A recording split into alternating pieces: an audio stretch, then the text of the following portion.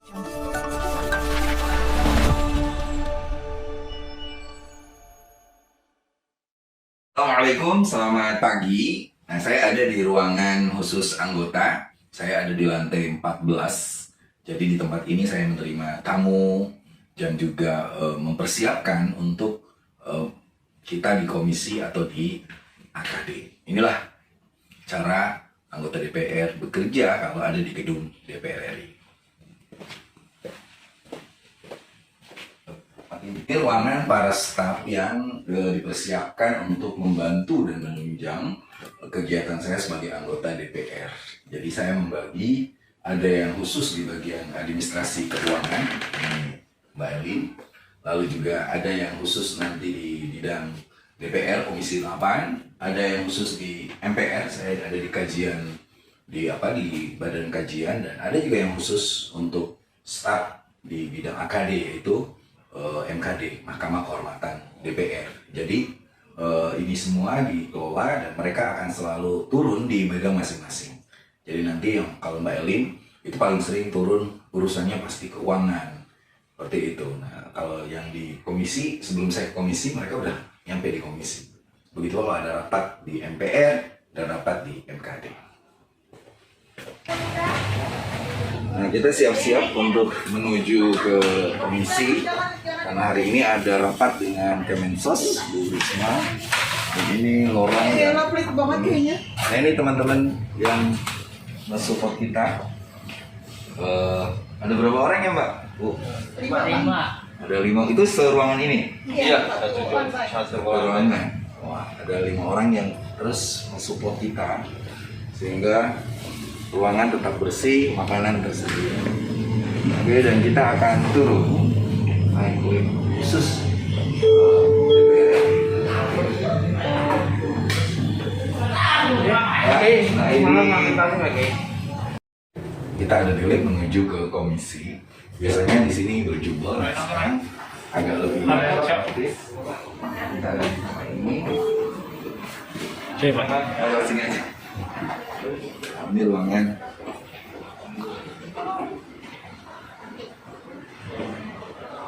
Biasanya kita datang dari tempat sana.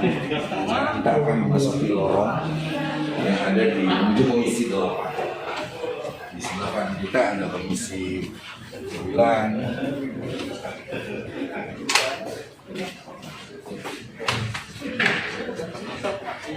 Jadi lumayan juga.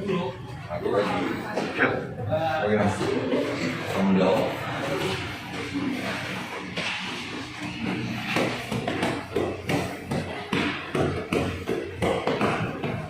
Tempat favorit kita sebelum masuk ke ruangan adalah ke WC.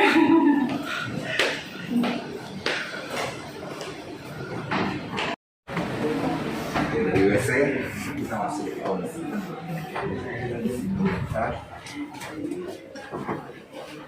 Ini.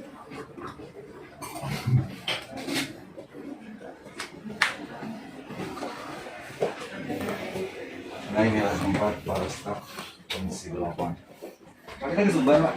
Ya. Aplikasi ini. Nah, kayak gitu, lalu ini teman-temannya berlintas partai. Pak Rizal ini gantinya Profesor Al-Maher dari PAN. Itu yang punya Depok dari PKS. Nah, ini yang sudah lama di komisi 8, yang di komisi 8. Nah, ini baru dengan Pimpinan. Oke, ini baru kita. Terima kasih.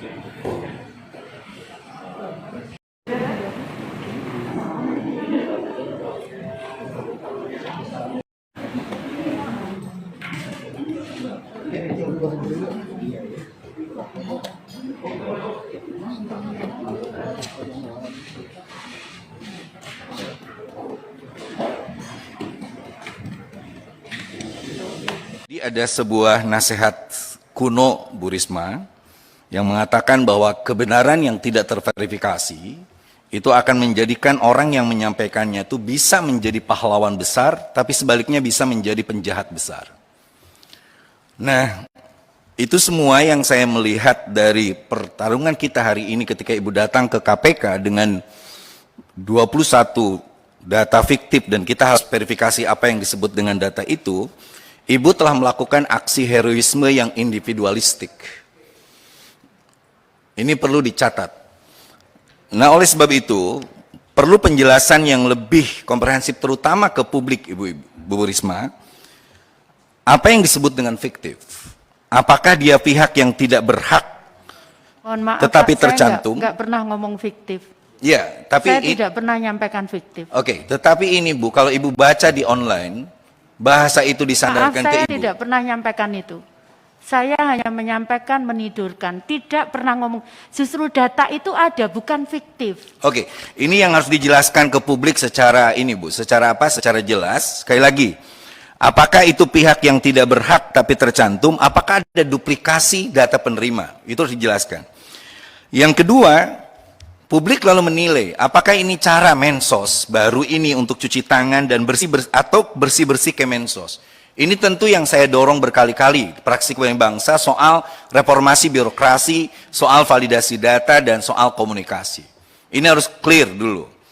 Nah, konsekuensinya, dan ini sangat membahayakan, bahwa 21 juta data ini termasuk yang kita sepakati DPR dan Kemensos, lalu anggaran itu kalau di hold, kenapa tidak lalu dialihkan misalnya ke DAK misalnya? Itu pun harus dijelaskan kepada publik.